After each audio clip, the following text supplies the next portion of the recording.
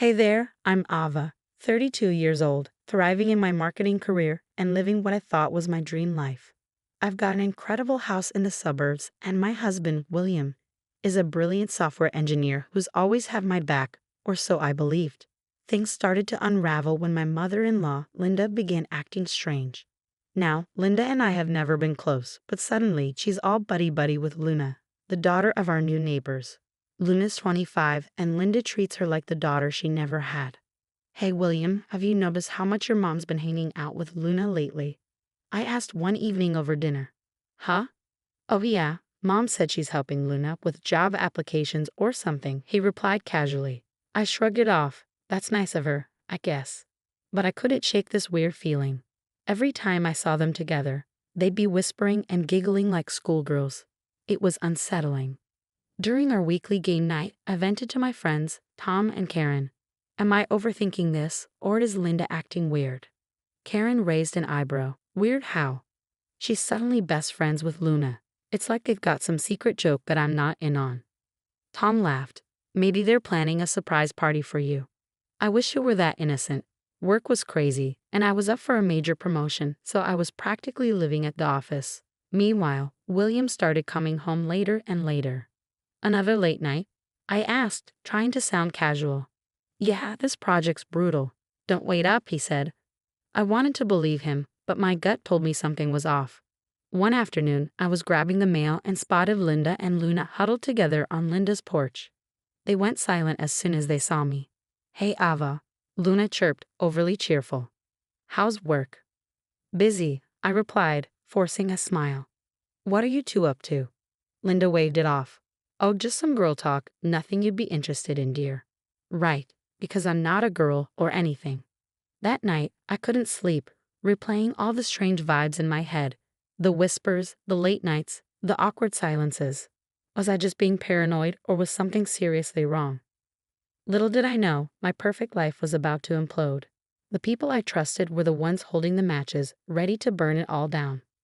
Monday morning, I walked into work, ready to crush my presentation for the promotion.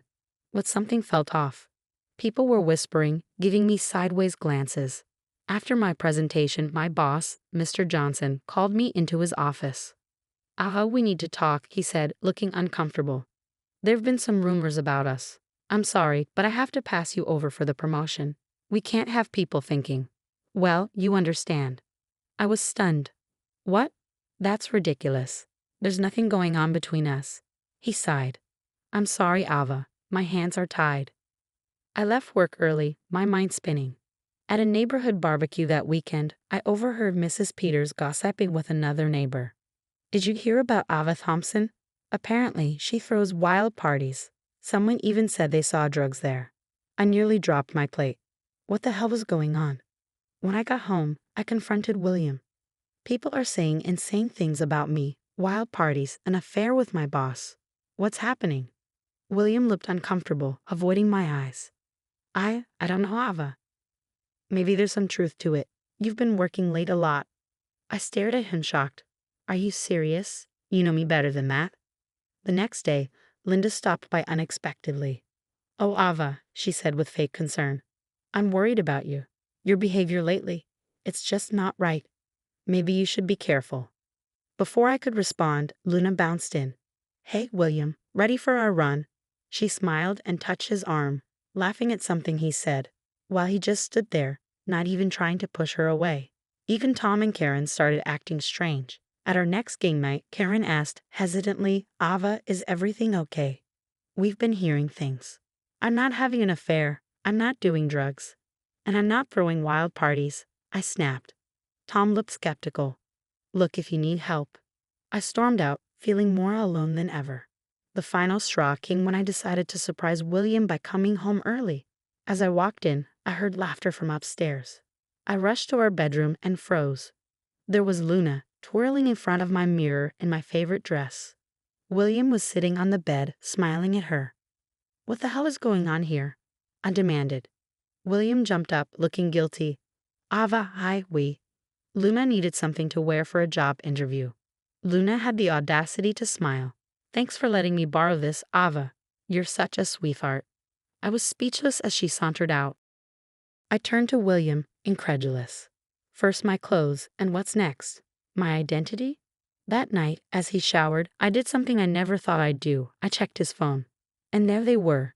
Text after text between him and Luna.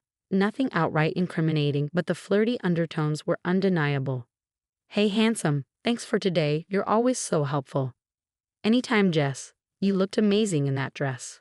My world was crumbling. My job, my reputation, my marriage, everything I had worked so hard for was slipping through my fingers. And for what? I hadn't done anything wrong. Lying in bed that night, with William snoring beside me, I made a decision. I wasn't going to be a victim anymore. Someone was orchestrating this nightmare, and I was going to find out who. And when I did, they'd regret ever messing with Ava Thompson. I'd had enough of being a pawn in someone else's twisted game. It was time to take control and uncover the truth. First step, install hidden cameras throughout the house. It felt wrong, but I was desperate. William, I'm heading out for a bit. I called out, my heart racing. Sure, babe. Everything okay? I forced a smile. Just peachy. Next stop, a private investigator's office. Dave, the PI, looked like he'd seen it all. So, you want me to tail your mother-in-law and some young neighbor? He asked. Eyebrow raised. Exactly. Something's not right, and I need proof. Back at work, I swallowed my pride and knocked on Mr. Johnson's door. Sir, can we talk? I need to explain what's really going on. He listened skeptical at first, but as I laid out the bizarre series of events, his expression softened. Ava, I had no idea. I received anonymous tips about your misconduct. I should have talked to you first. Relief washed over me, at least someone believed me. That night, I called an old friend, Alex, who had become a hotshot lawyer. I needed legal advice. Ava, long time no talk. What's up? I spilled everything. Alex whistled low. Damn girl. You're in a mess. But don't worry, we'll figure this out. Days passed, and the evidence started pouring in. I was reviewing the camera footage when I saw it. Linda and Luna sneaking into my home office, planting what looked like drugs in my desk drawer. Those lying, manipulative. I bit back my words, fury building inside me. Then Dave called with more news. Miss Thompson, I've got something. Your mother-in-law, she's been paying the neighbor girl.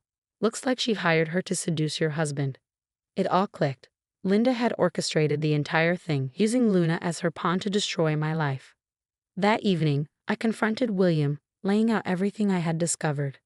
Ava, I don't know what to say, he stammered, his face pale.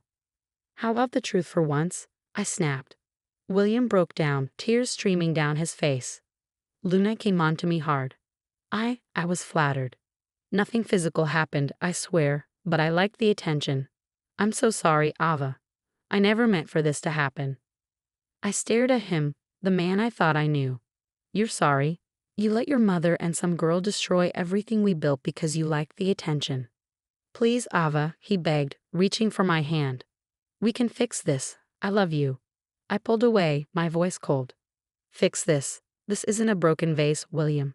This is our life, our marriage, and you stood by while it burned. As I walked out of the room, leaving William sobbing on the couch, I felt a strange sense of calm. The truth was out. Now, it was time for justice. I picked up my phone and dialed Alex. Hey, it's me. I've got all the evidence. What's our next move? Alex's voice was firm. We build a case, Ava. And then we make them regret ever messing with you. For the first time in weeks, I smiled. They thought they could break me, but they had no idea who they were dealing with. Ava Thompson doesn't go down without a fight. And this fight, it was just beginning. The day of reckoning arrived when Mike's entire family gathered for his sister's birthday. I knew this was my moment. With Alex by my side for support, I walked in, head held high. I have something you all need to see, I announced, setting up my laptop.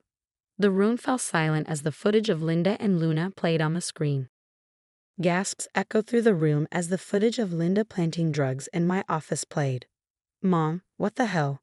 Mike's sister exclaimed, her face a mix of shock and disgust. Linda sputtered, her face flushed. It's not what it looks like, but I wasn't done. I turned to William's siblings, holding their gaze. Did you know about Linda's gambling problem? She's been embezzling from Dad's pension to fund it. I presented the bank statements and casino records for all to see.